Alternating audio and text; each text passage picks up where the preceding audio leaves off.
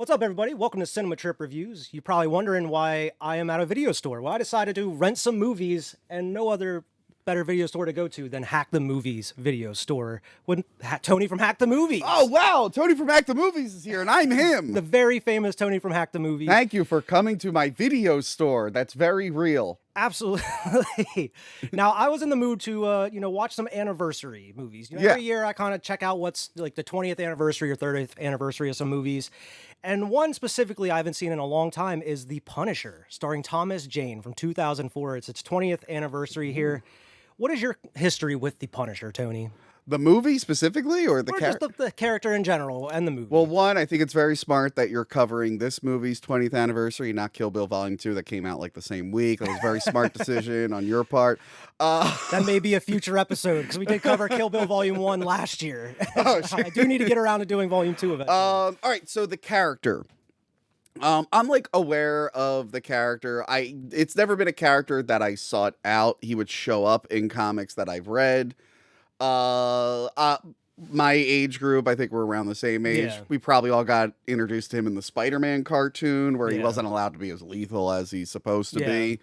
It was just like the black jumpsuit with the big skull on it. But he had, and I have like, I had a bunch of Marvel trading cards when I grew up, which I found recently. I find them every few years. I find them again, and I just go through them. And I remember that's how I learned a lot about Marvel characters. Yeah. So I was aware of the character. I remember when this movie came out, I didn't see it in theaters, but I caught it on video afterwards. Same. And I remember really enjoying it. I believe it's an adaptation of it's like an origin story, but mixed with the comic Welcome Back, Frank, which I haven't personally read, but it takes a lot from that source material. But other than that, I don't know much about The Punisher, but this is a fun movie. Yeah, I remember seeing it maybe like definitely once whenever it came out on DVD, maybe twice, but it wasn't one of those movies that I really came back to because it wasn't nearly as exciting as like Blade to me at that time period, or like when Spider-Man was coming out, like Sam Raimi's. Yeah. But I really didn't know much about him other than like what you're saying, the Spider-Man cartoon. From what I understand, he was created in 1974, and his first appearance was in The Amazing Spider-Man at the time. Created by Gary Conway, John Romita Sr., and Ross Andrew. Okay. So, did you play the game at all that came out after this? It was came out like a year after this movie came out. No, people told me the game was really good. It's awesome. This is what they said at the time. I don't know if it still holds up. I think it still holds up. Yeah. No, it was one of those things I wanted to check out, but I never got around to it. Yeah. I do. It very does loosely based on the Yeah. movie. Does that actually? Sorry, just a little flashback. Does this come with like a demo disc or something? No, it comes with a Okay. It just reminded me, because I think in that game they show him in like the Middle East or something in the beginning. I think so, because they were supposed to do that in the movie too. They were. So the DVD came with a little comic. Oh, okay. That's like him, like in the war in the Middle East, in like Kuwait and whatnot. So like they were able to like adapt that part of it. Make sure to buy Full Clip starring Busta Rhymes and Exhibit. I never even heard of that movie. And look out for Open Water coming August 2004. I have seen that one. And you've clearly have seen The Cookout starring Ja Rule, Tim Meadows, Storm P, Megan Good, Farrah Fawcett, Eve, Danny Glover. Oh my gosh, what a cast. I'm trying to read my been ahead at the Punisher time, comic, right? and they're throwing all these Lionsgate movies at me. So yeah, I know like the game adapted a little bit more of like maybe the original script, but I never personally played it. Yeah, there was bits and pieces of it, and I mean it got out there. I believe Iron Man is towards the end of the game as well. Really? Yeah, the Russian that you see in the movie, he doesn't die in that scene. He actually ends up coming back later in the game, and it's like in the jungle and stuff. It's pretty wild how far it goes with the game, but what it's really known for is like the crazy interrogation scenes and how bloody and how like gory it is, which like this movie is rated R, but I was expecting there to be them to lean more into the gore and the blood, and you get some of that here and there. Yeah, they toned. It feels like it was toned down a lot. Not that it had to be super gratuitous. Yeah, but it's weird they were like dropping F-bombs, and you see like tits in certain scenes and stuff. Yeah, it's like why would you go that far, but you don't go? Yeah, you would want it more with the gore and the blood. I mean, don't worry. They made up for that in Punisher Warzone. But that's a different discussion. I still haven't gotten around to seeing that one. I still haven't even seen the Australian one with Dolph Lundgren. Oh, yes. I saw that a million years ago. I'd have to, like, revisit it. He doesn't even have the skull in that one. He just, like, rides a motorcycle around, I guess, from what I understand. Yeah. But yeah, this movie is directed by Jonathan Hensley. Yes. If you don't really know too much about him, he directed Welcome to the Jungle, a straight-to-DVD movie for Dimension Extreme. Do you remember Dimension Extreme? I remember Dimension Extreme. I think I might have a couple of their movies. I know him as a writer. Yes, he is a very famous writer. He's more so known as a writer and a producer than an actual director. Well, he became, this was his directorial debut, I think. But on my channel, we've covered Die Hard with a Vengeance, which he wrote. I feel like we might have covered a couple other things. Armageddon. Armageddon, yes. Well, I think there were like 10 writers on Armageddon, but yeah, he was one of them. He also did The Saint with Val Kilmer. He did the screenplay for that, and Jumanji as well. Oh, okay. But he also produced Armageddon and Gone in 60 Seconds. Other movies he really directed wasn't really, I mean, I talked about Welcome to the Jungle, but also Kill the Irishman. I never really heard of. That is really good. Is it really good? Yeah, so Ray Stevens, the other Punisher, is the star of it. Christopher Walken's in it. It's based off a true story. That one is... See, I never heard of that. Yeah, it's like got a lot to do with like the Irish mob and whatnot. Okay. That's a good time. I remember seeing the advertisements and I like checked it out. I'm like, oh, this I assumed it was time. Like some kind of straight to DVD or something. It was, but not like a bad, like there's just like, hey, this is a really good movie, but didn't get a wide theatrical release. We're putting it on DVD. And then there's movies like this is made specifically as DVD. Yeah, this is straight up DVD. Where you're seeing Nicolas Cage for like 10 years. That kind of stuff. Until he kind of came back into like prominence and everything. Yeah. But yeah, it does star Thomas Jane as Frank Castle. My opinion, the best Punisher. I don't know about you.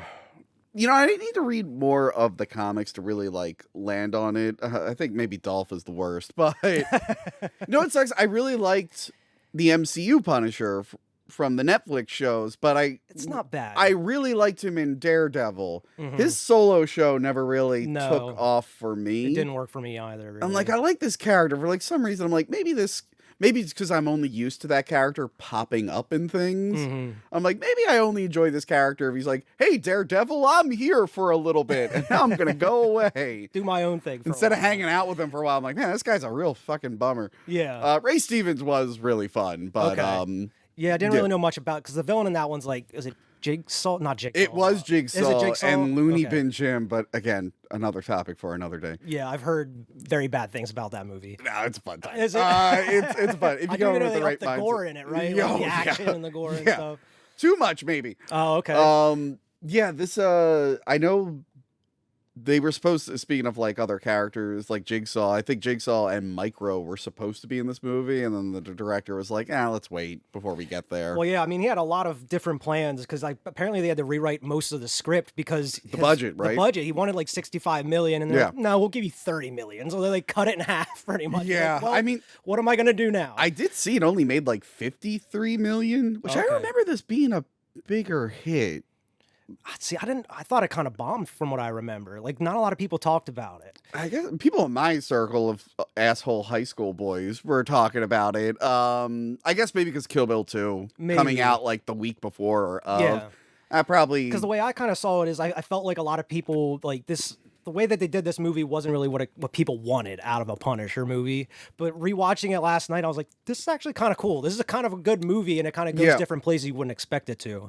So it's more of like a throwback revenge thing. Like like it feels very much like Mad Max at one point. It feels more like a homage to those. Yeah. But yeah, I've heard from like Punisher fans, like he doesn't really feel, it's like a good revenge action movie, but it doesn't feel quite Punisher. And it's very like slow burny too. Like it's a lot of like setup and like him going around, and like you don't really know what he's up to. Like you kind of have an understanding of what he's doing, but you don't really have the payoff until way later in the movie with certain things. And if you go into the mindset of not really caring about like the character and source material, it is very enjoyable on that level. Although there are some, I guess as we go through the movie, but there are some ridiculous things where I'm like, I wouldn't have done that, but okay. Yeah. I mean, and then you have John Travolta as the big bad, Howard Saint in the movie. Yeah, this is on his way down, John Travolta. Do you buy John Travolta as a bad guy in this movie because, like, it just doesn't do anything for me. He doesn't seem that villainous. I can't buy him as, like, a mob boss type dude in this. Yeah, I mean, well, you know, he blew his load being the ultimate villain in Battlefield Earth a few years before this. So, I mean, how do you top that? When was Swordfish? That was Swordfish was after Swordfish was sandwiched between the. Yeah, so I mean, he was decent in that one. But no, but this is like Pulp Fiction brought him back, and then Battlefield Earth happens, and then he starts doing movies like this. Now he pops up in a movie here and there, and then he's on Redbox movies, like what we were talking about. Yeah. But you can tell he tries to be like that dude, like he's screaming at people. Like I just don't buy it. Though. Also, I think at this point we all knew, like, it's like, dude, the hair. We know the hair is fake. Like, stop it with the fucking wigs. The hair is ridiculous. When he's yelling, you have like the bangs that come down. Yeah, it's like, face. dude, we know that's not your hair, and like. We were nice for Face Off and all those other movies, but it's like, dude, come on, stop fucking around with us. And then someone had to pull him aside and tell him, like, hey, man, it's not working. So he just shaved it all off. He's just bald. Oh, that movie, From Paris with Love, he's bald. He's like a bald hitman in that one. That movie's wild. See, I haven't seen it. I remember that coming out and seeing like the trailer. Because he has like the goatee and stuff. Yeah, in it that too, movie's ridiculous. You have Rebecca Romaine in this one. She's good in it. I don't buy her as like, kind of like a poor, like living in the slums type of person. I feel like I just don't buy Rebecca Romaine as that kind of person. You know what it is? She doesn't have enough tattoos. If she had like she doesn't look grummy enough. If she had like more tattoos and like pink hair and like look like she's been up for like 5, she says it, but she doesn't look it. Yeah, I could have bought that. Yeah. She's just a little too clean for I've seen girls who date guys like the boyfriend in the movie. They don't look like Rebecca Romaine, or if they look like Rebecca Romaine, they're covered in tattoos and they look a little more strung out. Yeah. I mean, you can buy the other two guys. That live in the other two guys a little bit. Oh yeah, so interesting. Rebecca Romaine, X-Men, and then Ben. What's the pierced guy? He ends up being Angel in X-Men. I didn't have his name, but Ben. Oh wait, hold on. It's on there. Hold on. Ben Foster. He ends up being Angel in X-Men 3. I totally forgot about that. Do you know who the fat guy is? I don't know his name. I've seen him in other stuff though. Isn't he a comedian? He is. He's been in a bunch of movies, but I know him as the guy who gets the entire cast of Seinfeld arrested in the season finale of Seinfeld. Right. He's that guy. He's the fat guy. Help me. And they're just filming, making fun of him. You're totally right. I didn't even think about that. Right. That guy died, by the way. Really? Yeah, not the bummer. That guy died. Yeah, because like the whole time I was watching, I was like, man, he would be a good ortho if he was still alive. Bring him back and do ortho. And I think these 3 characters are in that Welcome Back Frank storyline. You have Will Patton as Quentin Glass. Yes. And I'm so used to watching the newer Halloween, so I was like, oh, that's Hawkins, Detective Hawkins. Yeah, I like Will Patton. Also in Armageddon. I keep forgetting he's in a lot of films, and I've struggled. I finally forgave him for doing the ultimate crime against cinema, appearing in Roadhouse 2. He was Dalton's brother in Roadhouse 2. What remains to be seen is what's the bigger crime, Roadhouse 2 or the Roadhouse remake with Jake Gyllenhaal that's coming out here soon. I don't want to talk about it. We're gonna keep going. What's next on the thing? You did bring up X-Men though. Apparently Thomas Jane originally turned this role down, and he also turned down a role in X-Men, I guess. It didn't exactly say what role he turned down for X-Men, but he turned it down because he just didn't see himself playing like a superhero. Upon them going back and asking him again to do the Punisher, they actually gave him like some concept art and different artist illustrations of the Punisher, and it kind of convinced him to do it. And I mean, like I said, I think he's still one of the best Punishers. One of the things I wish they would have done through the whole movie that you kind of get towards the end is like the start of his war journal in a way where he's like, the step 1, or like where he's going through like, that would have been cool. Talking about like being a vigilante or whatever. Yeah. It would have been cool to have like that monologue or just commentary throughout the movie. Yeah. Especially with that just rough, gravelly voice that he has. He does have a good voice. It would have been awesome to do that kind of movie. He looks a lot like the Punisher that I was seeing in comics at that time. Yeah. He also looks a lot like, what's the dude from Highlander and oh yeah. Oh God, he does. Christopher Lambert. Yeah. You know what I think might have also hurt this film, now that I'm thinking about it? The long black trench coat, which he's known for. It's now made a comeback and whatnot. Yeah. I mean, there was some real life stuff with trench coats, but I think at this point, like the second Matrix movie had come out, and people were like, we're kind of over this. Yeah, because it was so played out. Because after the at Matrix, that point, everybody was very played out. Like we reviewed earlier this year on Hack the Movies, we did Dracula 2000. Yeah, we're Hyde from that 70s shows wearing the long leather jacket. And like by the time this came out, I'm like, no, I know it makes sense for this character, but I feel like audience is like, we're tired of that. We're over it. We've seen The Crow. Fuck you. Yeah, we don't want to talk about The Crow right now. But speaking of the Matrix, me and Brett Parker from Dissect That Film did the whole Matrix trilogy, so go watch those videos. I only did the first and the newest one. That was a blast until you got to the third one. And it just I enjoyed the third one more than the second one. I feel like I'm in the minority. I'm the opposite. I enjoy the second one more than the third one. I'm in the minority with that one, I guess. But another surprise, because I totally forgot that she was in this movie, was Laura Herring, who plays Olivia, his Howard Saint's wife, who was famously in Mulholland Drive. Yes. Which I know you were a David Lynch fan like myself. So it was awesome to see her in this movie a couple years right after Mulholland Drive. Did you know who Frank's wife is? Samantha Mathis, who fans of my channel will know from the Super Mario Brothers movie. She's Daisy. She's been in other things too, but they're not popping off the top of my head at the moment. Yeah. And his dad is Roy Schneider from Jaws. And that was probably a bigger surprise than her and with Will Patton, too. Yeah. I was like, holy shit, Roy Schneider is in this movie? Yeah. How? How did they get him? But apparently it was Jonathan Hensley's neighbor in New York. So he was best friends with him, I guess. Nice. So he's like, hey, why don't you come be Frank Castle Sr.? Yeah. You only got to film maybe for a day. Yeah. So. Actually, while we're still on the behind the scenes, do you have why it was shot like in Tampa and relocated to Tampa? I don't know. I didn't hear about Apparently it was cheaper to film down there. Oh, that makes sense. Because like the few things I know about the Punisher character, I mean, he is a traveling character, but like he's based in New York. Like his origin is like New York and everything. So when I mean, at the time, my family used to vacation. I mean, they still do. I stopped because I'm not a beach guy. I can't do 2 weeks of the beach back to back. Oh, no, 2 weeks is way too much. Yeah, 1 week is enough. Thank you. An hour is enough for me. But yeah, we used to go to Tampa every year. So at the time when this came out, I'm like, oh, cool. I've seen some of these. Like I've been on that bridge a bunch of times. Yeah. But apparently that was like a budget thing. They're like, it's not even just like Frank happens to be in Tampa. It's like, no, he lives there. He's based out of there. I'm like, I can see comic people going, what? Really? Yeah. Hey, he likes to enjoy the beach whenever he's not out. I guess so. I guess. And just the last thing, Thomas Jane trained for 7 months with the Navy SEALs to get in shape for the Punisher here. Yeah.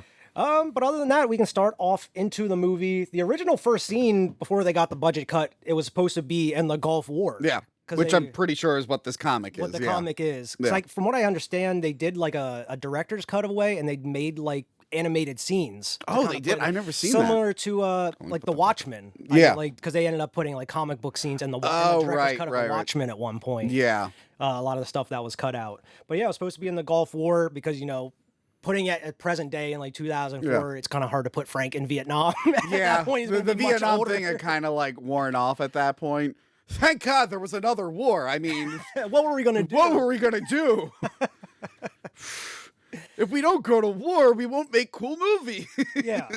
And man, I gotta say, it's refreshing, especially now with, you know, the MCU and having everything being connected. It's refreshing to have like a single standalone type movie. Yeah. Even though it is an origin story, we're kind of sick of origin stories at this point, but it's awesome to see Marvel kind of being edgy at that point. You had Blade and even Blade 2 before. I think Blade 2 came out before this movie as well. But I mean, you start off with these edgy credits, the black with the gunshots and the bullet holes. I thought those looked cool. Yeah, it was kind of cool. Yeah. And I also like the score in the movie. It always reminds me of like The Godfather in a way, just like the quiet little horns that are playing. Actually, and stuff. the music that's like, it reminded me of the music from the anime sequence in Kill Bill. It sounds yeah, you're right. Yeah. I'd have to play them back to back, but it sounds really similar to those. Yeah. So weird that they came out like around those similar times. And you're right, it is an origin story, but like this doesn't feel like a superhero. Again, because it is like a revenge thing, this is what you would see in a revenge film. So it's not like the superhero thing where like I have to learn my powers and the bad guy is also getting his powers at the same time. Yeah, so even though you do have that kind of point where he's just like, I am the Punisher. I am not Frank Castle. But it's literally like I wear a different t-shirt. Oh wow, there we go. Now I'm the Punisher. Ooh. Yeah, and they purposely didn't want like the cliche superhero music, especially at the end where they have him just standing on that bridge.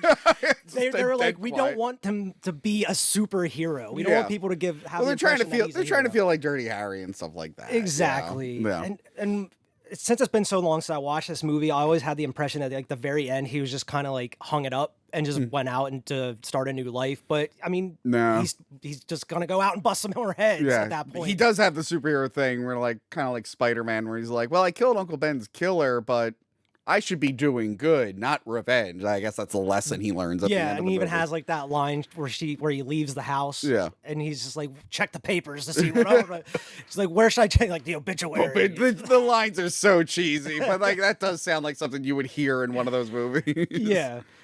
But yeah, you start off in Tampa, Florida. You have a FBI raid kind of gone wrong in a way. Yeah. And I feel like this is such a weird way to do a raid. Like, do they really set up where they're just going to be blasting blanks and having like people fake die on the scene? Like, I don't know if they would actually do that for real. I think that's a movie. The one day I don't have a cop around, I can't help you with this question. Also, what a weird way to introduce the Punisher, doing like a wacky accent. He's like barefoot with blonde hair. Apparently, it's his real hair. Like before he actually cut it and turned. Oh yeah, he is blonde. No, he is a blonde. I think he is blonde. Yeah, they filmed the scene before he even like cut it and dyed it black and everything. Yeah. But you're right. It is weird to have him doing like the weird accent and everything. Yeah. And also the twin brothers. And also I think there's a lot of deleted scene. I remember a deleted scene where they had that actor like in a split screen with the twin brother. I thought it was the same dude. They just gave him a No, it is the same dude. Okay. But there is a deleted scene, if I remember right, where they do like a split screen effect, so he's actually interacting with himself. Yeah. For the longest time I thought that was Hayden Christensen, but it's not. Like I really thought that was Hayden Christensen. That would have been weird. And I remember being like, wow, this is a minor role for him to take after Star Wars. Yeah. He's like, I'm trying to like dirty my image a little bit. Go from Star Wars. We'll go right into the Punisher. But you're right. He's the son of a mob boss, and he gets killed in this raid. Yeah, and they even like make a point to like, we don't like strangers around here. Like, who's this guy? We don't know him. Yeah. And like this Mickey guy, you kind of get to see him throughout the rest of the movie. Like this little Weasley type dude. I think he's like a micro replacement, kind of. I think when I was researching this, I think there is a character in the comics that's like a bad guy who's kind of an informant for the Punisher. Yeah. I don't think it's a 1-to-1. I think it's based off. Apparently, he was in the original script. They did have like kind of some like informant for Frank Castle throughout the movie, and I guess the director just hated the character, so he's like, no, I'm taking this guy out. I think they kind of use Mickey as that they role. like morphed it into this Mickey character. What I thought was funny about this, they're buying guns, and they give the money over, and they use the same shot of unveiling the guns 4 different times. I didn't pick up on that. I even rewinded it to check. I'll have to show it here. But yeah, when they're opening up the cases to show the guns, they show it 4 times, and it's the same shot each time. And I was like, no way. Why would they do this? Because whenever it cuts to the other side, you see the briefcases on each side, and it doesn't switch. Yeah. It's the same briefcases on the left side of them each time. The FBI just starts like blasting, and Howard Saint's son ends up just like, he doesn't even point a gun at anybody. He's just kind of in shock, just like, oh, I don't know, I didn't do anything here. Yeah. But because he has a gun out, they start blasting him. They blast Frank. You don't even know he's Frank at that point. And everybody's so confused because like, that's clearly Thomas Jane, and he's just died in the first scene of the movie. Also, he has an accent. What is this? What is going on here? Am I in the right theater to watch this movie? But the guy ends up getting killed. Mickey ends up living. They take him back in like on a stretcher and everything. They just open the body bag. He just sits up. He's like, man, I hate this job. Much like Van Damme in the Street Fighter movie when he faked his death. It's just like that. Took inspiration directly from that. And they go right into his retirement party. And I mean, it's just kind of a cliche. Like, you're going to have like the last day of retirement and you're going to get killed. Yeah. Like, you're fake killing him on the day of his retirement, I guess. You find out that it just keeps moving off and on. I'm assuming because of him going undercover. Well, he's a counterterrorism unit. So, you don't want to be held up. You don't want to be based in the same place for too long, I guess. I mean, I don't know what it's like in real life. Because but of what happens in this movie. movie. Because of like what's literally about to happen. Guy who killed was Robert Saint's son. They inform Robert Saint about it. His wife just immediately passes out on the balcony. Yeah. And he's like, go get Mickey. And they end up like torturing Mickey and beating the shit out of him. They're like, why don't you just kill him? He's like, no, if I wanted you dead, you already been dead by now. Instead, they killed the other guy who was supposed to be his son's supposed bodyguard. to be watching him. Yeah. And the guy's like, he was just trying to impress you. Yeah. He's like, my son doesn't have to impress me. Or Bang, bang, bang. And it's like, I just don't buy John Travolta as just this badass type of guy. He's just not that guy. You're not that guy, pal. Trust me. You're not that guy. So they have to tell him the guy who brokered the deal, because he goes around, he even visits the morgue to confirm the body, and he talks to one of the cops, and he's like, I want to know who he's connected to, because his name's like Otto Creed. Yeah. Is like his alias is the butcher or whatever. Wait, isn't Victor Creed? Victor Creed is a X-Men character, right? Isn't that Sabretooth's name? It is Creed something. Is it Victor Creed? I think it might be Victor Creed. I don't know. I could be wrong. Sorry. Keep moving. I don't know why I even cared or brought that up. But the police can't tell him any of that information. He's like, well, I have my connections. I'll go out and get the information myself. And he does it relatively fast. We never figure out who in the FBI gave him or the counterterrorism gave him all this information. Because he has like a whole packet of confidential files he gets. Yeah. I'm like, why wouldn't you be hitting that informant up for everything? Right? You should have already had that guy This guy should have been on Frank Castle's list. Yeah. Like, who gave him my information?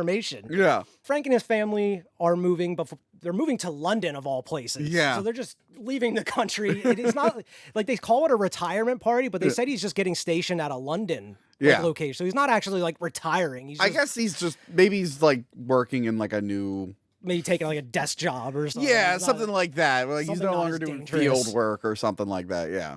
But they have a Puerto Rican family reunion. Vacation. Yes, because Puerto Rico is not too far from Florida, so you could still shoot in Florida, and the location looks the same. Exactly. And apparently, like the houses and the huts they use were like actual like bathrooms and restrooms of like one of these resorts and stuff. But this is where you get to meet Roy Scheider. Man, what a huge surprise. Like, I did not expect him to be in this type of movie of all movies. I guess this is the only, like, superhero thing. He's like, I made these guns, and now they're even better guns. They shoot more gooder. Like, it's just like, oh, okay. And they don't really emphasize that he uses them much. Like, I mean, he does, but, like... They don't make a point to show those guns or anything. I think when he kills the two guys in the bank later, but like maybe it's not like that specific gun helped him at the end. I'm like, I guess. Yeah, I feel like any gun could have done. That's the type of callback you expect. Like a close up of the gun that he's shooting like Saint with or something like that. Yeah. But they also make a point to talk about Manuel, they call him the witch doctor out there. Right. I feel like he got like. I'm sure there was like a bigger thing with him in the script and he got super reduced and I'm like, who the fuck was that guy? Yeah, I did see that like the original cut of this movie was like 3 hours long. Really? Yeah, which is way too long for a Punisher movie. It's too long for this specific movie. Exactly. Like what else were you going to do with this? Yeah, were there more wacky assassins? I know I would have been okay with more wacky I would have been okay too. There is like, we'll get to it, but like there is kind of a tonal issue I have when it comes to the wacky assassins and the rest of the movie, but yeah. Yeah. Frank and his wife have a moment on the beach. You know, they're just it goes a little too far. I thought they were just going to start banging out on the beach for a little bit. It was just like, you're right out from the family reunion. I don't know. I think anybody can see you out here. Yeah. But he just kind of talks about, you know what's going to happen within this movie. So it's a little bit more heartbreaking because he's talking about like how he should have been there for his family more. He's always moving around. His son's depressed because he has to leave his friends and leave his school again. Yeah. Oh man. And then it happens. Okay. Okay. Here's where the issues I have with the movie. Okay. His whole family, his whole extended family. Like, I know in the comics, I believe in the comics, it was like I know the MCU.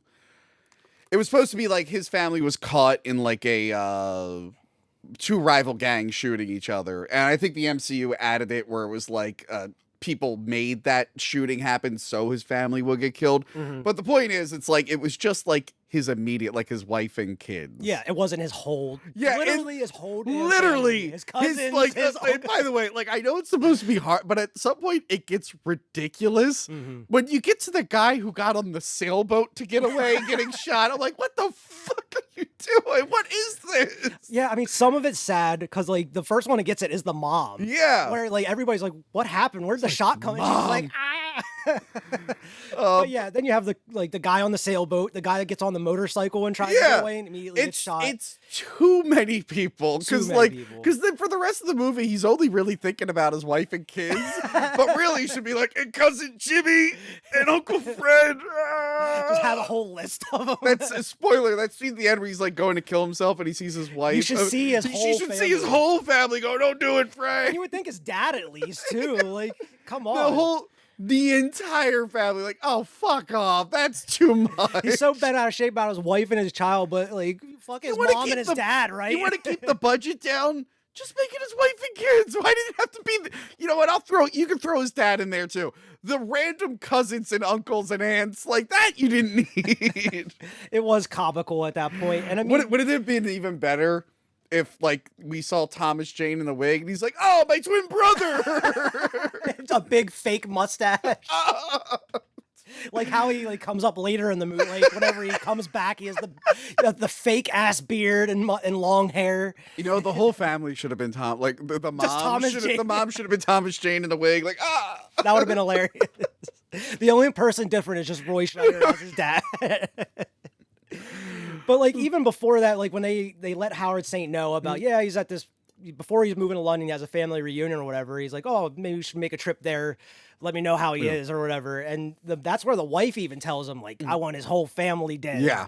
It wasn't even Howard Saint. It was his wife that ordered the hit of the whole family. And I was like, Jesus. Yeah. I feel like Travolta should have said that. He should have been like, all right, calm down, lady. Yeah. Like, he just killed her son. And that's if I was there, I'm like, I'm sorry. Do you call the shots around? You have the whole massacre. Some of it's funny. Some of it's not. Especially like the one that like is kind of depressing other than the mom is like the family hiding underneath the hut. And the guy just puts the SMG down and starts spraying everywhere. But yeah, Frank and his dad load up, and it doesn't last very long. I mean, he blasts the dude out of the door, and then he blows up the one. Yeah, he does blow up he blows up the tank. And I like if you freeze frame it, it's just like a mannequin. There's a dummy just sitting there in the which fire. I love those. Dude, what was that movie that came out recently? Beekeeper with Jason Statham. It looked too bad, like too ridiculous for me. Yes, but there is a scene where he ties a guy up to a car and drives off a bridge, and it is a dummy, and it's like a real car with a real dummy, and I'm like, oh, that guy. I'm like, I just got nostalgic for mannequins in movies. I like this. I remember seeing seeing the trailer of that before Oppenheimer, and I was like, they're just throwing out random ideas in the writing rooms. Like, what about a beekeeper? I mean, that is another movie with wacky assassins trying to stop people. But anyway. His wife and kid end up running away. They get in the car. I'm sorry. The wife gets herself killed. Like, they should have just stayed under the boat. They could have just stayed. By the way, they were far enough away from the action. When they heard the gunshots, they probably could have just kept running down the beach and got away. Instead, they hide under the boat, and then the mom's like, I have an idea. Let's go closer to the shooting so I can get in the Jeep. It's like, how about we just not only a Jeep that has a boat connected to the back. Yeah, I'm like, how about we just keep running down the beach and hiding? His dad gets killed, first off. But his dad ends up saving him by stabbing the one dude in the back. Yeah. Frank grabs a shotgun, gets on the motorcycle, and chases after him, but he is too late. His wife and child get to the pier, and this is just another dumb decision. I feel like they could have kept running down the beach, but they just go on the pier where there's no way to get away. Yeah. It's like, what was your plan here? They get like run down, right? Yeah, they get run over like by the Mad car. Max. It's pretty much Just Mad like Max. Mad Max. Yeah, it really is like Mad Max.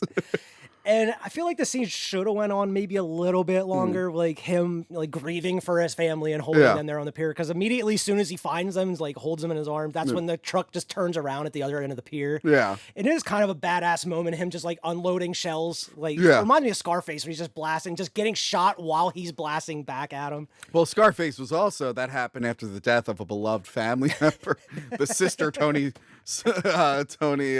Very complicated relationship there. I almost said Tony Santana, and I'm like, I don't even think that's a character. That would have been a completely different movie. Not a drug kingpin. He's a guitar player. That would have been on biopic, like Dewey Cox or something. Anyway. I always like that scene though, where he just like stands up to him, but Yeah. it's not going to turn out well for him. And dude gets the shit beat out of him. Yeah. He gets shot, and then they blow him up. Okay, again, they went a little too far. Again.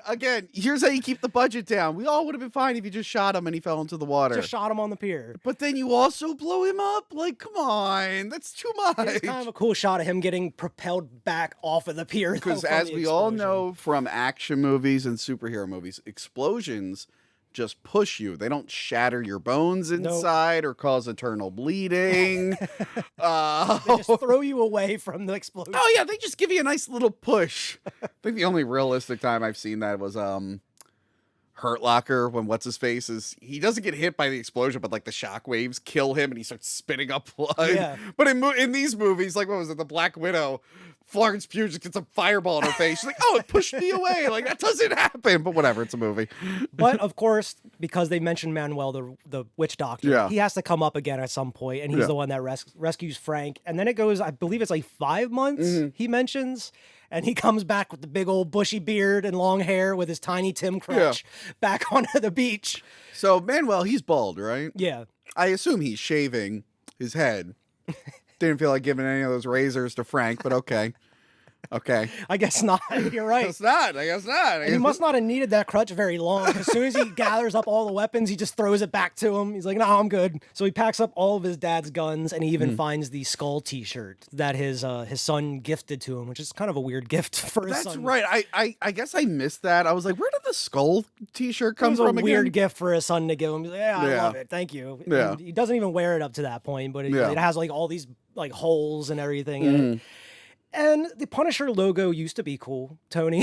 I still think it's cool. I know where you're going. I still think it's cool.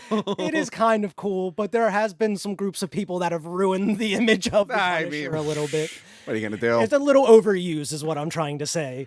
Look, it's not the worst image that's ever been ruined by people. There used to be this symbol that for like 3,000 years everyone was cool with, and then a couple guys in Germany ruined it for everyone. It's not nearly that bad. I'm saying the Punisher could be worse. In terms of symbols being adopted and ruined, Punisher isn't that bad. No, you're right, but it's just like I saw 3 of them on the way here today, Tony. Yeah, this neighborhood you're gonna see a lot of. And I was like, I even saw like a Jeep with the tire on the back had a Punisher cap on it. And I was like, oh, look at that. With the American flag overprint? No, it didn't. It was just the normal Punisher logo. And I was like, oh, finally a normal one. It doesn't have like the blue bars of the American I think flag. Marvel tried to like rebrand the Punisher logo recently for like a storyline. Oh, really? And I think they were like, I think the damage control was like, this is just a temporary logo for this specific storyline. But I bet you internally they're like, let's change the logo because it's being dumb. And then people were like, this logo fucking sucks. So go back to the old one. They're like, never mind, go back to the old one. Go back to the old one. But this is one of the, I wouldn't even say it's the first, but one of many kind of cheesy lines that are in the movie where he tells him, go with God, Castle. God's gonna sit this one out. And he's like, God's gonna sit this one out. Yeah. No, I like that shit. Look, I wrote Mummy Cop, and I wrote some pretty terrible, like, cheesy action one-liners in that, so I'm on board with those. So he goes back to Tampa. I'm assuming it's in Tampa. Yeah. And he just has this warehouse that I'm assuming he's had with all these guns and all of his ammunition and all of his gear. Yeah, because at this point, he eventually reveals that he's alive, but did he, like, how did he rent the warehouse? And how did he get back? Did he just get on a boat? That's a good question. Yeah, how did he get back into the country from Puerto Without them Rico? knowing, like, oh, Frank Castle, you're alive. Yeah, they'd be like, oh, passport. I'm sorry. Our system says you're dead. Something ain't right here. Yeah. But yeah, he has that apartment, and it's just like a little, like, kind of a slummy apartment out on the edge of the city and everything. Yeah. And he immediately is like, I might run into some trouble. I'm going to start setting up some Home Alone booby traps. Yeah. Some hidden guns everywhere. He's planning ahead. He's like, you know what? They're probably going to find me at some point. Let me, Yeah. And he has like the one that like it slides out. It's like a pistol. It slides out from under the sink. He puts like a grenade under the sink and everything. Which is all set up for stuff. We see all this stuff pay off later, which I like. The button that just closes the door immediately. Yeah. And everything. Reinforce his car which ends up, of course, coming into play later, like the pull down metal, like sliders on him and everything. Ends up keeping up the tenants of the building at all hours of the night because he's one of those assholes, just revving his engine all the time. I know. And this is where you get to meet Joan, Spacker, David, Nathaniel, the only 3 people, I guess, that live in this building. Yeah, so she's like quiet, dates assholes. Spacker, Dave. He's like a nerd. He's like a hacker, kind of. I guess he's like he's a computer guy, but he's also like a high school dropout, former drug addict. Obviously, his parents hate him because he's quoting them at one point while playing video games. I like that initial scene. He's like in the electric wheelchair. Yeah. And you think he's like paralyzed, and he just gets up and like runs across the floor, like across the room. And then Bumbo is the fat guy. Sings opera. That's it. That's his only 2 characters. He cooks and he's fat and he sings opera. And that they make sure to tell him that. All the time. Yeah. Whenever they come to interrogate him eventually later.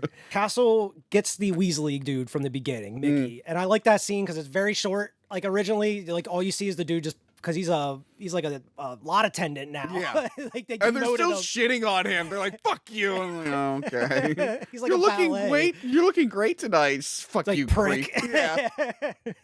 And you just have like the outline of Frank, like his shadow there with the headlights, and he's like, "You're supposed to be dead," and then he's immediately just hanging up by his ankles in his room. So this, with him tricking him. So he's telling him this is from one of the comics. Yeah, I think this is specifically from one of the comics. But yeah, he tells him like it's so hot it hurts the nerve, so you won't even feel it right away. Cauterizes the nerves. Yeah, you don't feel anything. He's like, "Oh, I'm peeling all this fat off your back," but he's really just hitting him with the popsicle. I thought that was funny. I thought it was hilarious. I didn't remember this scene at all. He's just roasting that steak with the blowtorch while he's holding the popsicle on his back.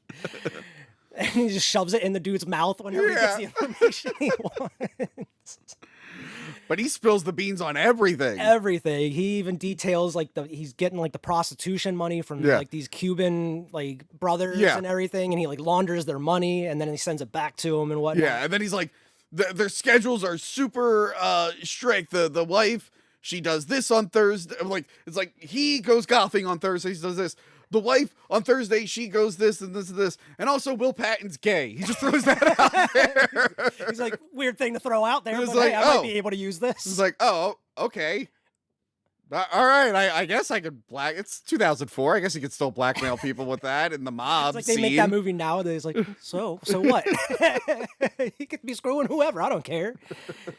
But what I like about the hardest thing to grasp on this is like, oh wow, John Travolta is going to get real mad if he finds out a guy is gay, and then you hear about all the rumors about John Travolta in real life. Oh my god, yeah. And you're like, I don't believe this character. I don't believe this actor would get mad at someone else for being gay. I'm not saying he is or isn't. I've seen the rumors. Yeah, and what I like is every single bit of information he gives them ends up coming back into play, or Frank uses it in some form against them at some point. I feel like it was some points are well written as far as the movie, like the structure of it goes. Because normally, like what I was saying before, I feel like this isn't the movie a lot of people wanted for the Punisher. They wanted more action and him just going out guns a-blazing everywhere. But it's really kind of thought out. He's thinking about everything going throughout this movie, like how to set them up, how to kind of make Howard Saint kind of the weakest whenever he ends up coming. He's really trying to destroy everything around him before he gets it. Yeah. Whereas I guess maybe the Punisher in the comics is more like, well, the Punisher in the comics isn't really going out for personal revenge. Yeah. And I guess this is like the only adaptation where Frank actually goes after the killers of his family. I think so, yeah. I guess the MCU a little bit, because he does go to he does try to kill the conspirators who set it up, but that was it, yeah. What I like about this scene is like the guy's screaming bloody murder and the tenants are just out there in the hallway. They're like, I think he's a murderer. He's going to come for us next. And he like shuts the door on him. He's like, let me in.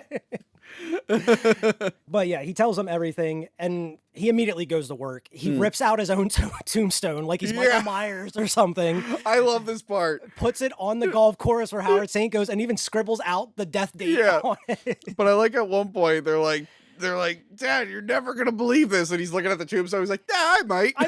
I might. And then Frank just confronts the FBI. Immediately just goes to like the courthouse and he's like, yeah, I'm just wondering why nobody was arrested. I've been gone for 5 months and nobody's in jail. What's going on here? He's like, I can understand why you're a little upset. He's like, upset? I'm upset if my tire goes flat. He just goes on all these examples. I might be upset. What do you think I am now? Like my wife and kid and dad and mom and cousin and other cousin and other cousin and other cousin and uncle and uncle. Just this huge scroll he rolls out. I used to get upset when a plane was delayed. I used to get upset when the Yankees won the series. So if that's what upset means, then how do I feel now? So Frank, you find out he does have a drinking problem, which, I mean, kind of makes sense. If I had to deal with that level of family loss, I don't think I'd even get around to the revenge. I'd be like, man, I'm just really sad. Just kill me, man. I'm like, I'll do revenge at some point, but I got a lot of demons. I gotta like drink away the tears. It's gonna take years to get over that. And he sets out to work again. He ends up sneaking his way into Howard Saint's skyscraper in the middle of the city, knocking out guards and stealing their security cards. Yeah. And he's not like being inconspicuous at all. He's wearing a big ass black trench coat and everything. He looks like the most suspicious dude that was around. the style at the time. No one thought anything of it. It's like, oh, that guy's a big Matrix fan. That guy saw Matrix, yeah. So he goes up into like the vault areas, and I like the guy's like eating soup or something, and he has like throwing the stuff in the guy's face. Yeah. And he he makes them like pour the money out of the building. He's like, you know who this money is? He's like, oh yeah.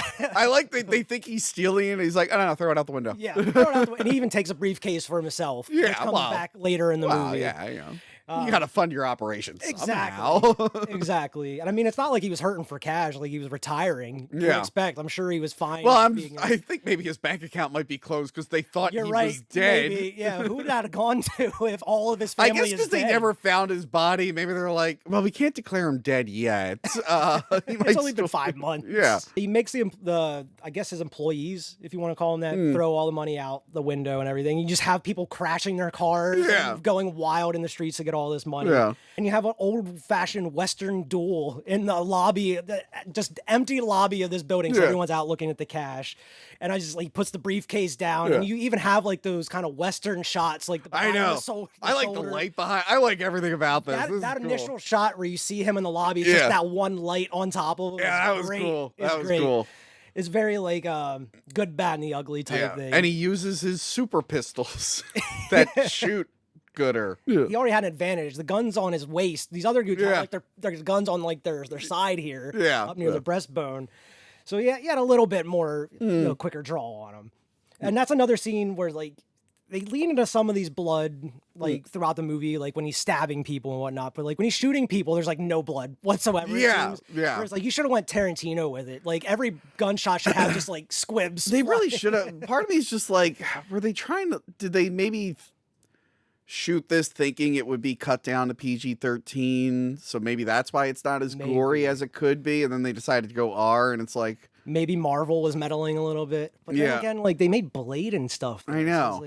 It feels like they shot, because like the gore never lasts too long. No, it cuts. And you could have easily trimmed it down even more to be PG-13. And I guess they were just like, no, let's go R. And it's like, well, we didn't really shoot an R movie, but okay. Yeah, because even during the massacre, they cut away from a lot of the deaths pretty fast. Yeah. They don't show anything really. The Cubans end up visiting Howard Saint for the first time. Yeah. Like, hey, there was $50 million that just got thrown away. What are you going to do about this? This is the first time it's happened. It won't happen again.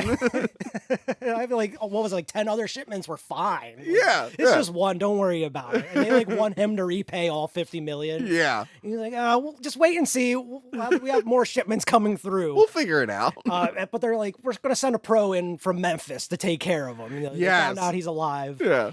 And this is where you get to see Joan's crazy ass boyfriend in the hallway first, and he's banging on the door trying to get in. And you have what's his name?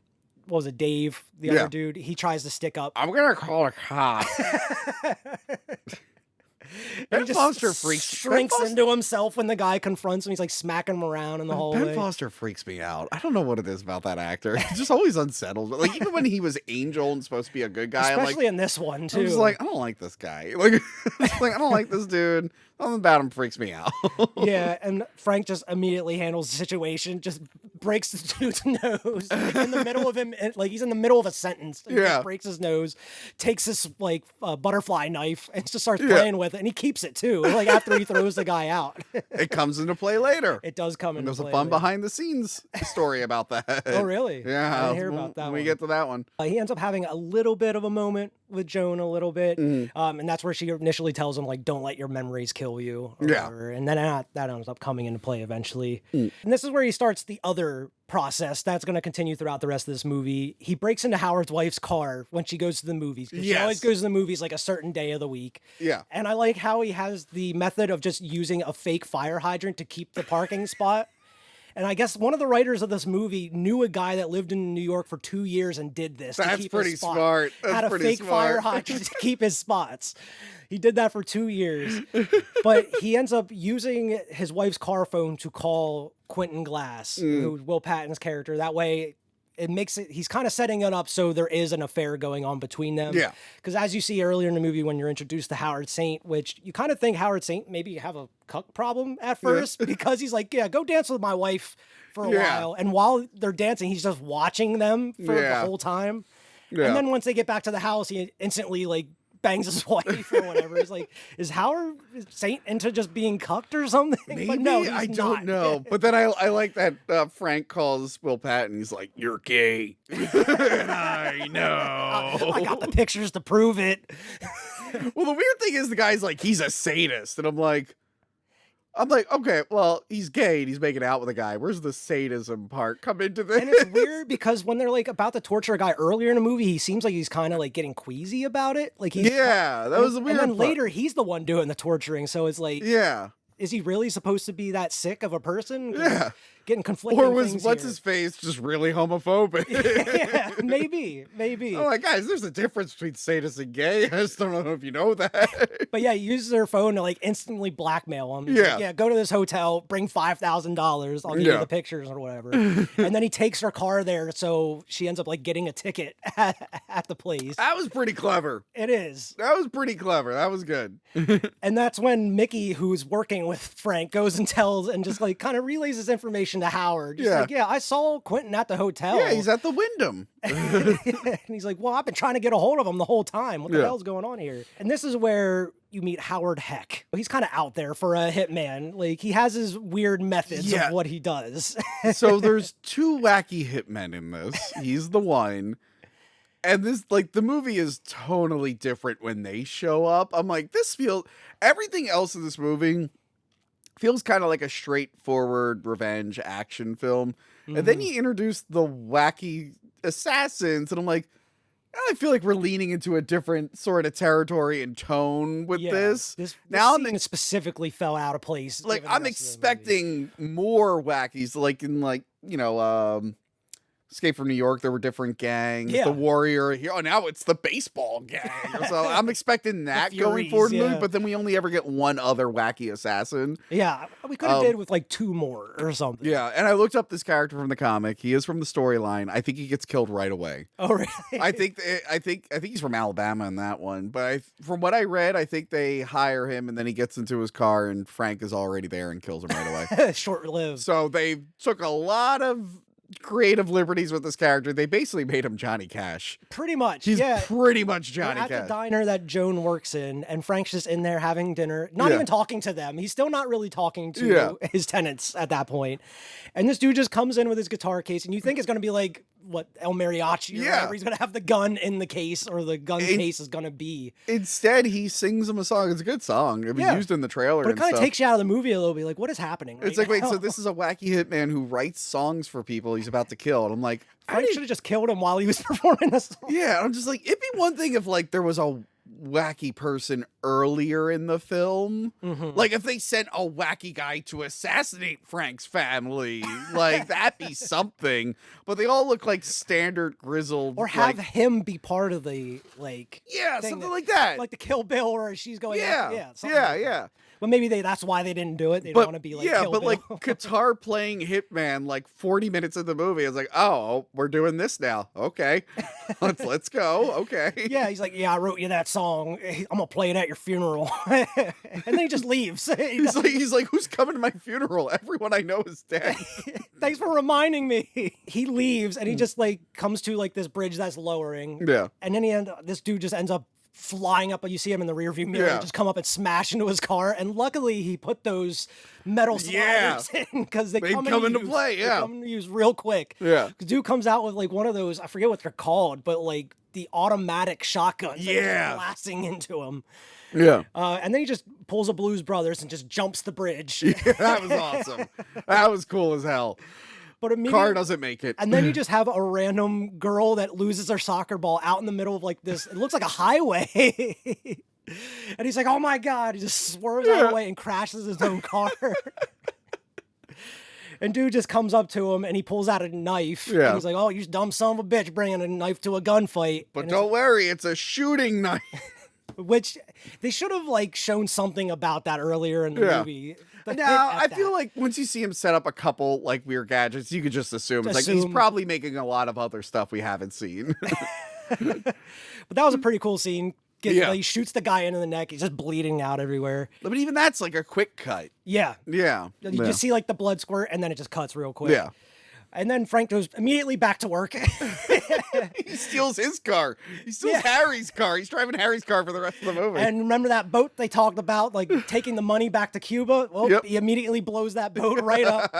And he almost blows Howard's other son up who's on the boat, who sees the like charge in there between the money and gets out quick enough. And you think he's going to kill him. He's like, no, I'm going to send a message. I'm going to let him see me before I walk away. Going one by one, taking out like, all of his money that's coming into Howard Saint. Because immediately, it doesn't even take long for those Cubans to come back to Howard Saint to his house. He's like, you let those bastards here? He's like, don't tell them. And then they show up and they're there. I do like, he's like, don't smoke my Cubans.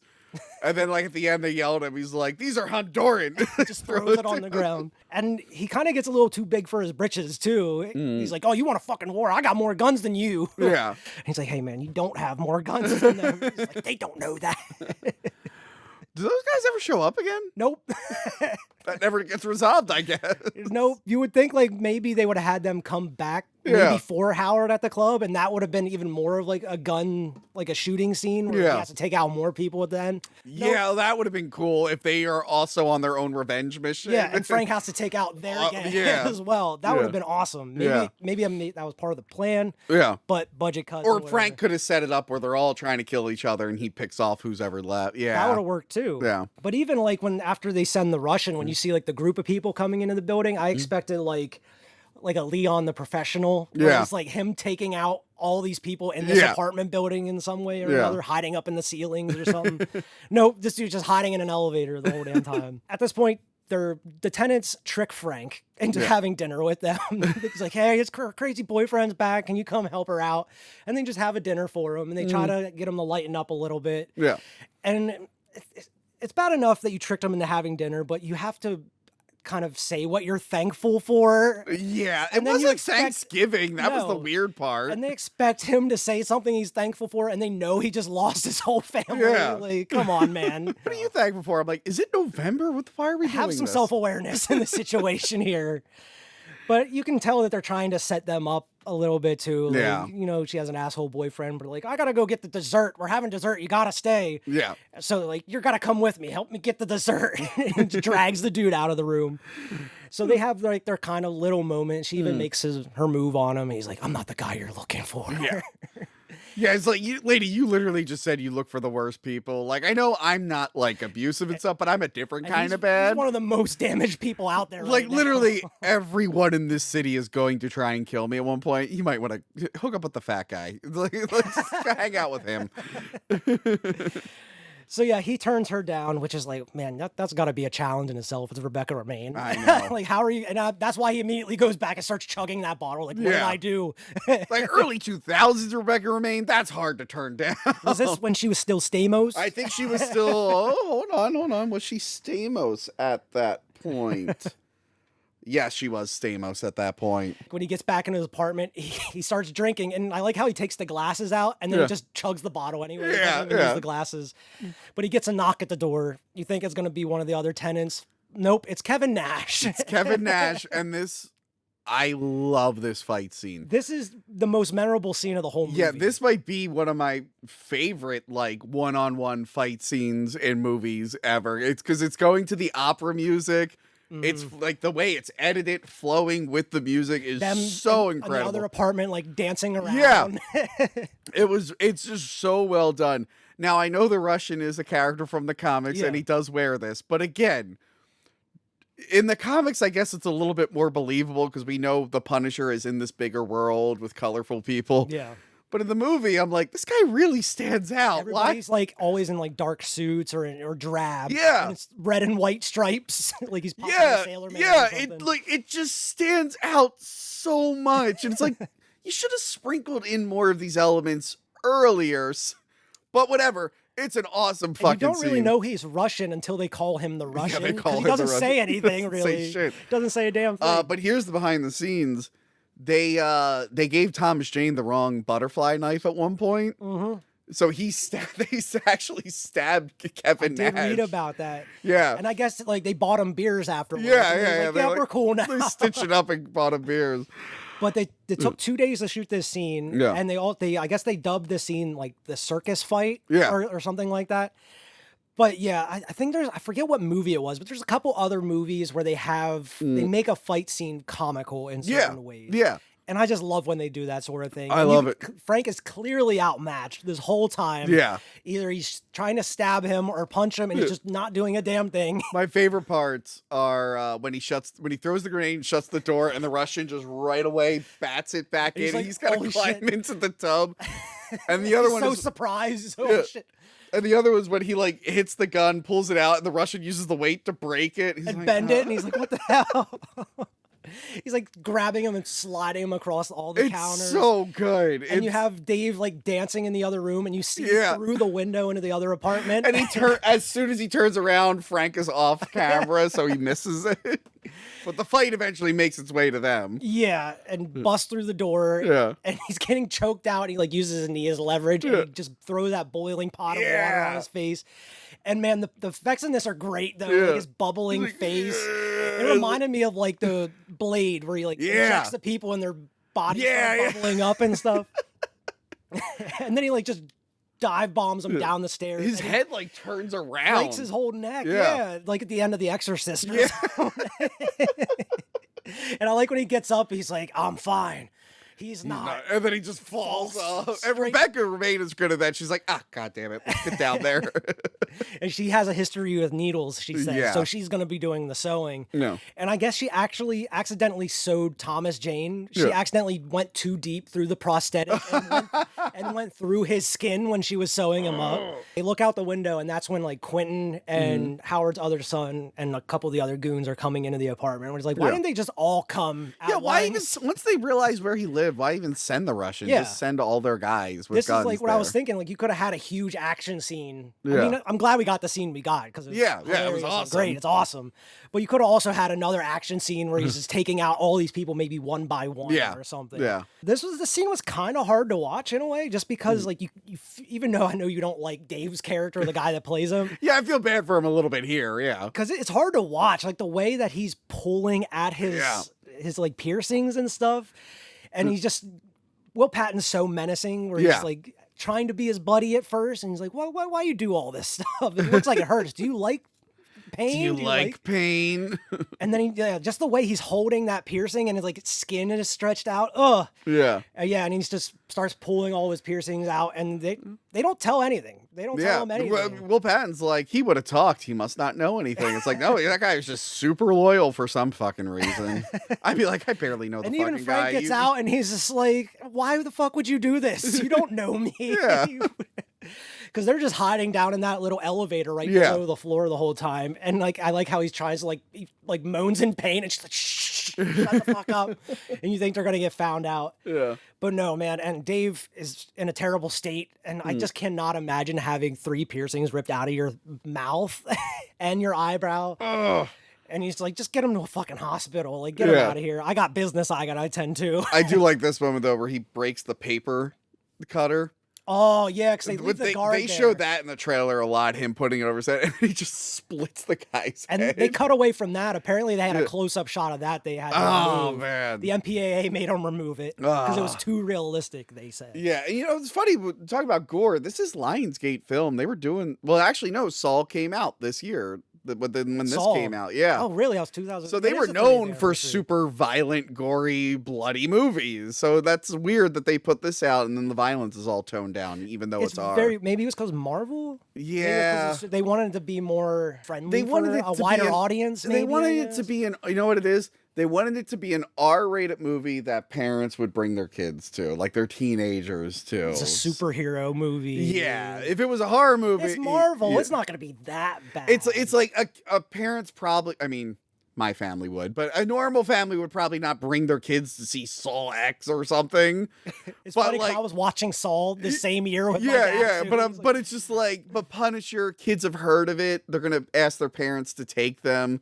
So you make it R, but you tone it down a little bit. Yeah. But yeah, it was a little overkill though with that guard. It just takes that. It's like not even a regular paper cutter. It's huge. It's a huge one. And he just puts it straight down in the middle of his head. And this is where he's like, all right, I got business to attend to. These fuckers are coming after me. I'm going to go after them even harder. Yeah. And that's where Joan tells him, like, what makes you different from them if you go out and kill everybody? He's like, well, they have something to lose. I don't. And then he recites like a Latin phrase that his drill sergeant used to say. I don't have the Latin phrase, but it's translated to like, you want peace, prepare for war. Yeah. And that's where he just starts fucking, loading up and getting ready for the third act here. He ends up going back and uses Howard Saint's wife's phone to call Quentin again. And he's like, it's $10,000 now, motherfucker, for those pictures. I changed my mind. Meet me at like this men's department store or whatever.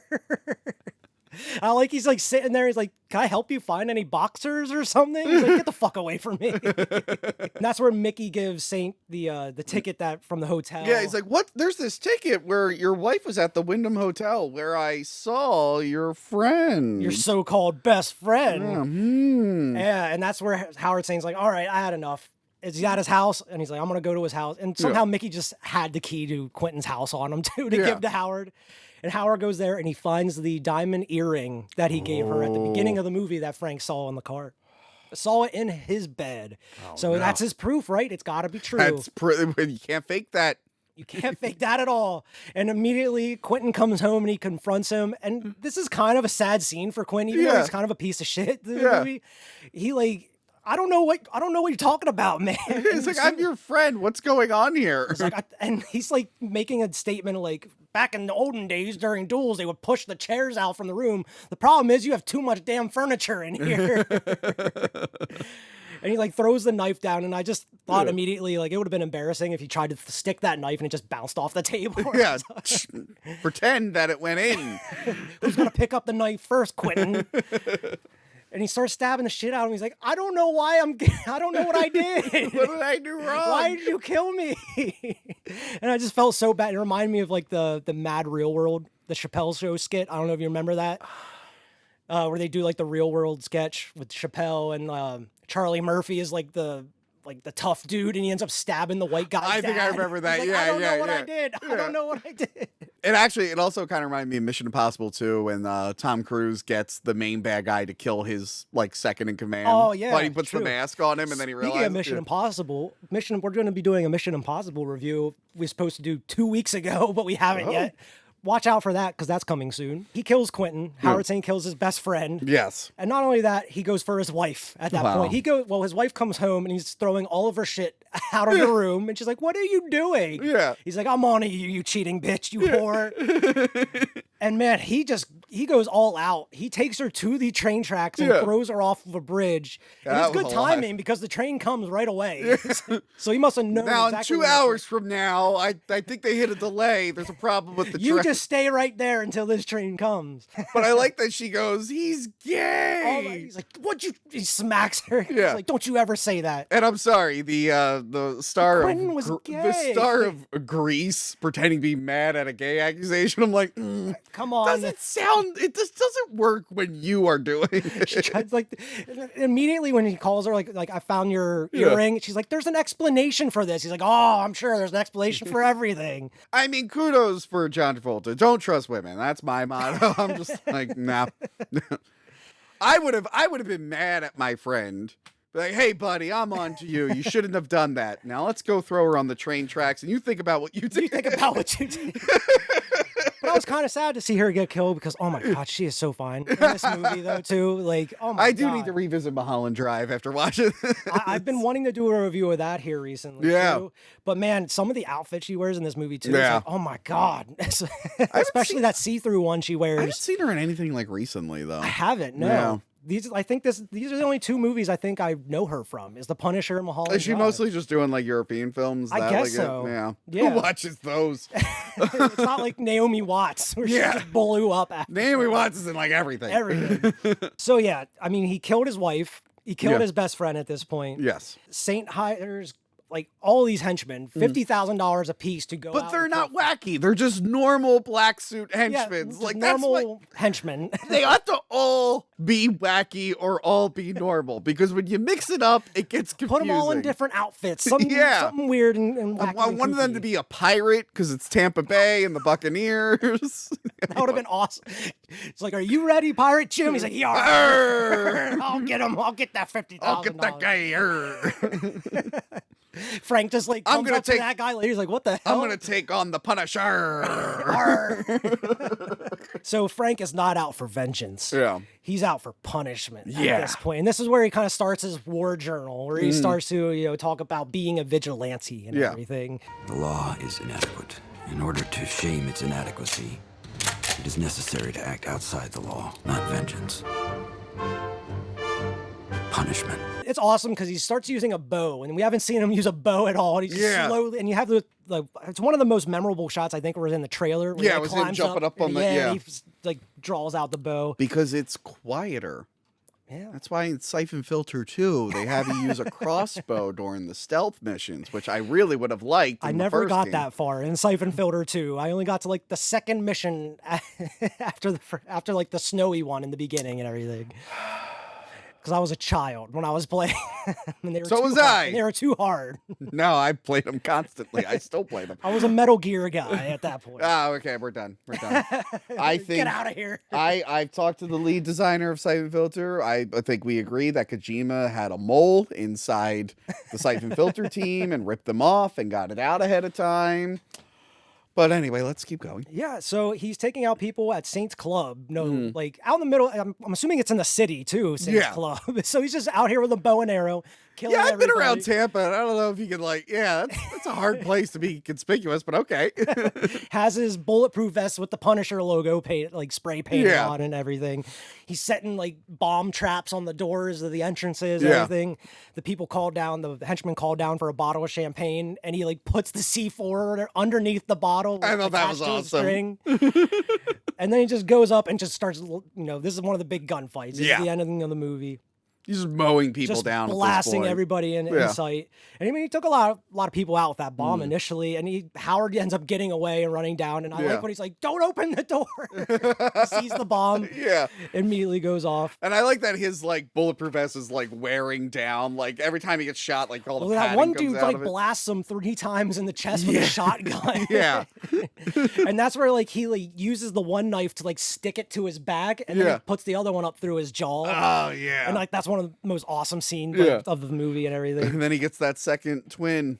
Yeah, like his arm is broke underneath that shelving.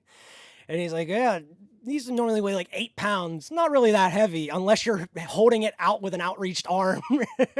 He like ties the wire up to something so it drops it and immediately blows up. And he times it so well. Yeah, he confronts Howard out in the parking lot. He's like, you killed my son. And then a guy here, boom. What if that guy just like was really strong and it's like, you killed my son, and like the Punisher just goes, he like looks behind him like, hold on.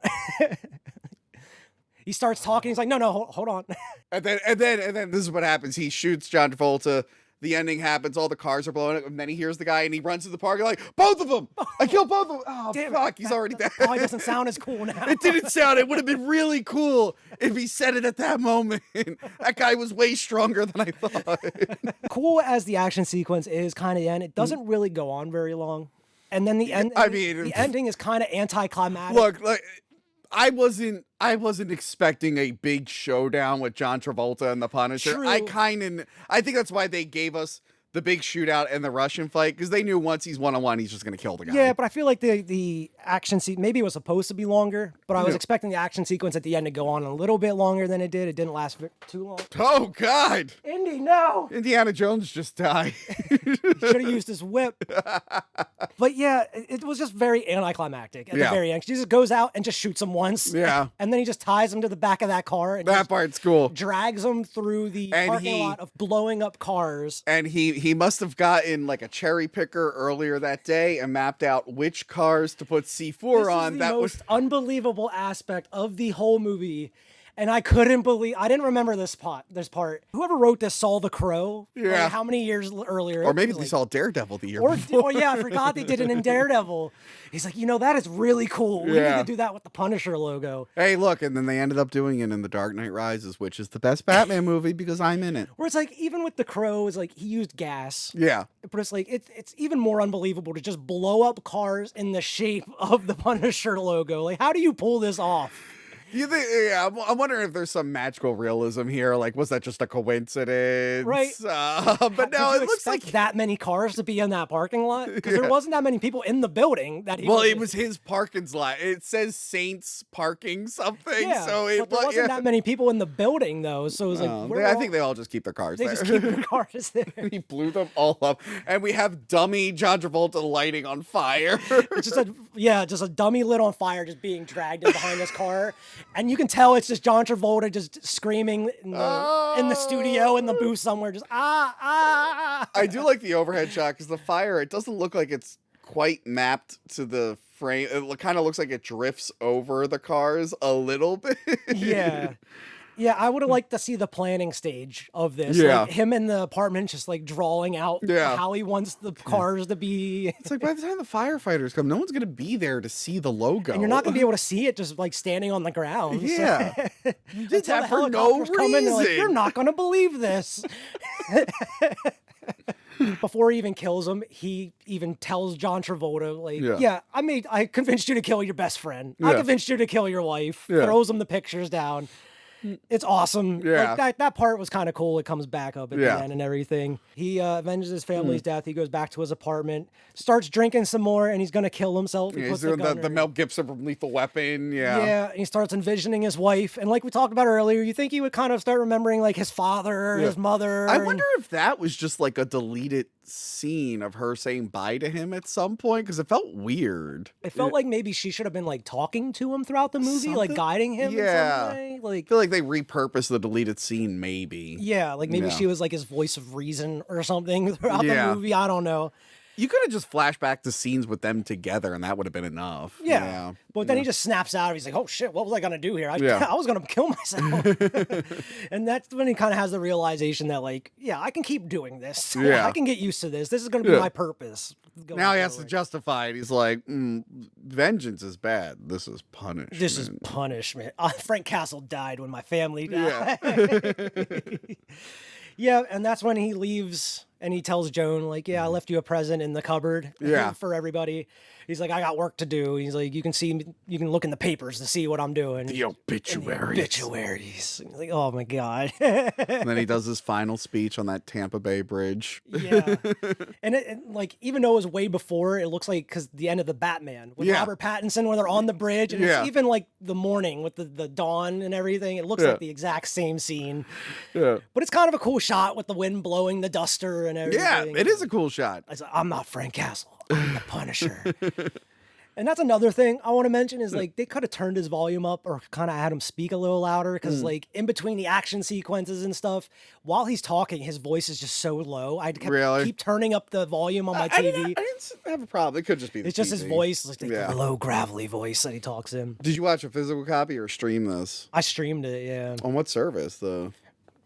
I had to pay on a service. But Oh, I get what you're saying. Apparently, how it's like mixed for certain streaming services. I had to find other means to watch the movie, Tony. So you would have been the pirate in the movie. Arr!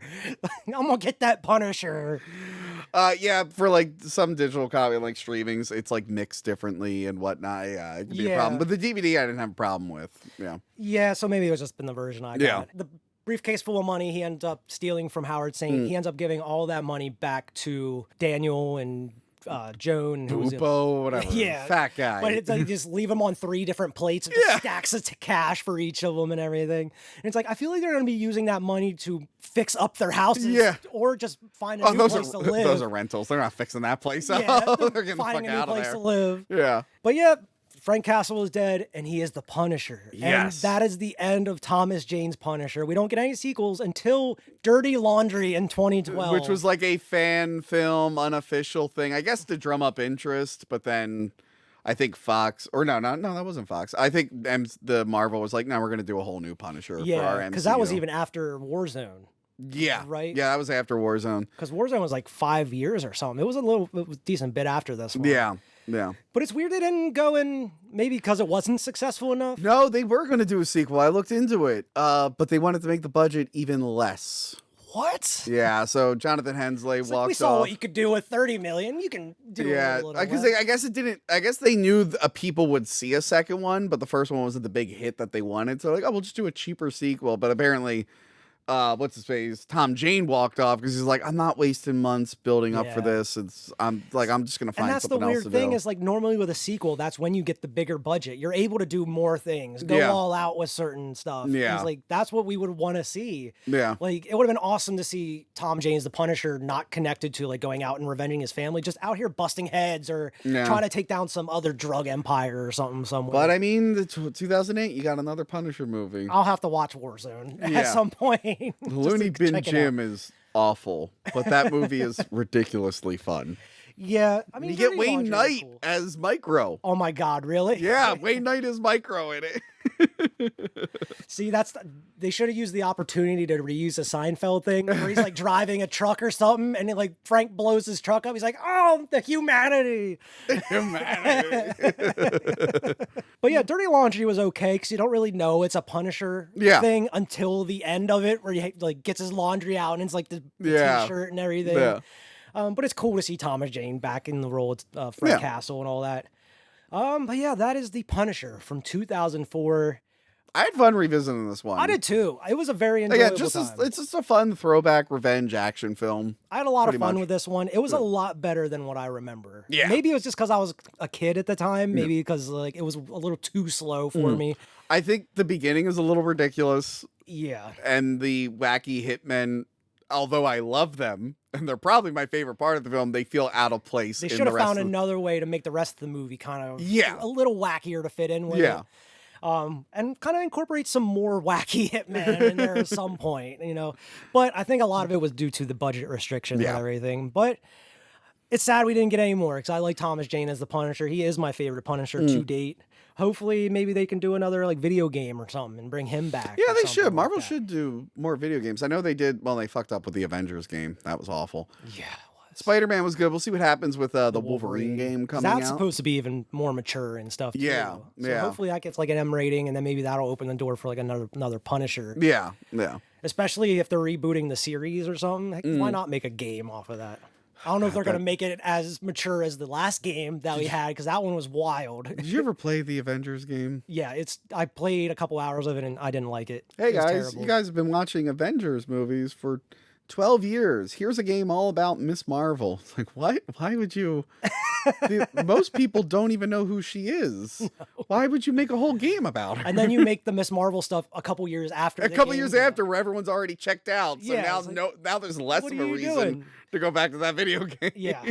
I mean, they had to go back to the drawing board on that one. But Yeah, maybe eventually I'll revisit Punisher Warzone to talk Okay. about that one. Because we do have the show Heroes of Our Time where we're going through all these superhero movies in chronological order. Okay. So eventually we will cover this movie again in some capacity and also the other Punisher movie and whatnot. Yeah. But hopefully they kind of do some justice within the MCU. I don't really have too much faith in the MCU, though, getting anything right at this point. These days, no. I mean, Guardians 3 was fine. I still enjoyed the Spider-Man movie. I'm not like one of those people that expects everything to come out of the MCU. More so like with the more mature characters. Like yeah, I don't know if Disney. Although I heard Echo was like good. I heard that was like a little bit more mature and that was fine, but I didn't feel like watching it. Like I've looked at all the ads. Wasn't interested. I haven't seen any really of the TV shows. I dropped out. I did enjoy Moon Knight, but I dropped out after. I did see Moon Knight and I did see WandaVision, and then I stopped watching. I saw like the first few they did. I saw WandaVision, Captain America, Falcon, whatever. And I've been checked out of most of the MCU movies lately. Yeah, and Loki one was good. By the way, I didn't like the Captain America one, but I liked Loki. I liked WandaVision. Hawkeye was kind of fun. But then I watched Moon Knight. But I didn't watch the Guardians Christmas special, which is why I was confused in the beginning of Guardians 3. I'm like, wait, what's going on? Oh God, I didn't watch that stupid thing. This is the problem you have with connected TV shows and movies and stuff. And I would have I've been meaning to watch Werewolf by Night and I keep forgetting. I actually like that one. I feel like I forgot would about that, and I just keep because they're not priorities for me anymore. Yeah.